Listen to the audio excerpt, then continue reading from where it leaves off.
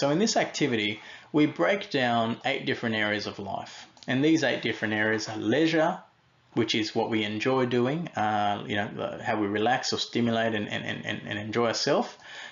Intimate relationships are our closest, most intimate relationships. Work and career is another area.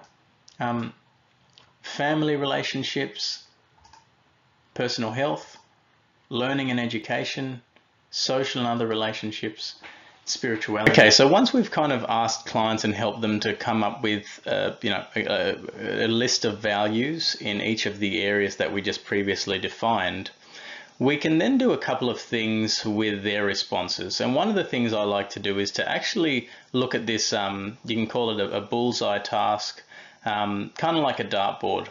And this dartboard is separated into 8 different areas that were listed on the previous slide.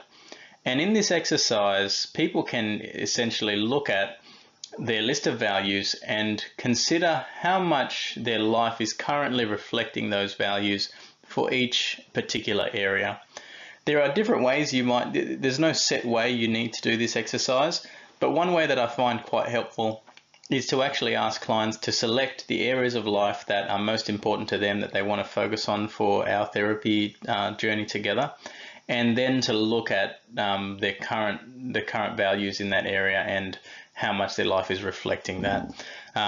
This is a good foundation, I think, sometimes early in therapy to build a bit of a treatment plan and to kind of have a shared direction for treatment together. So even yourselves, if you're doing this exercise and you've kind of come up with a couple values under each section, I'd just invite you to, if you can, to actually just pause this video and just kind of consider how much your life is currently reflecting those values that you wrote in a particular area of life. So for example, for leisure, if you have words like adventure and relaxation, learning, and what's the other one, exploration or kind of things like that, then just consider how much your life is currently reflecting that.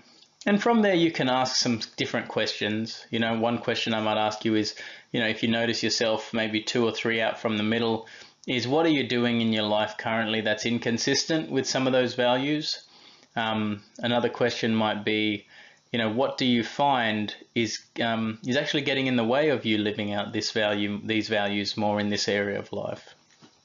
And then a third question might be, what could you see yourself doing in the short term and in the long term to move yourself closer towards these values? So just take a moment to pause, look at your values list for a particular area, and firstly rate yourself in terms of how much you're living that out in your life, and then consider, one, what's keeping you from the middle. What are you finding yourself doing that's not where you want to be or not how you want to be?